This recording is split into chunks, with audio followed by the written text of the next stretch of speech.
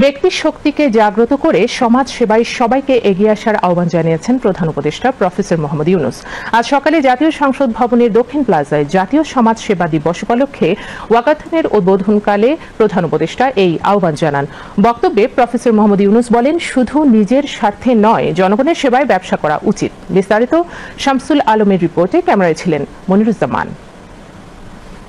সেবার বার্তা ছড়িয়ে দেওয়ার প্রত্যয়ে রাজধানীতে আয়োজন চলো হাঁটি ওয়াকাথন 2025-এর।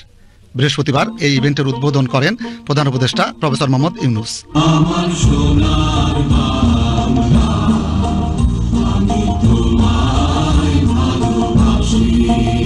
শুধু মন্ত্রণালয় নয়, সমাজসেবা যে প্রত্যেক মানুষের দায়িত্ব, বক্তব্যে তা স্মরণ করিয়ে দেন প্রধান উপদেষ্টা।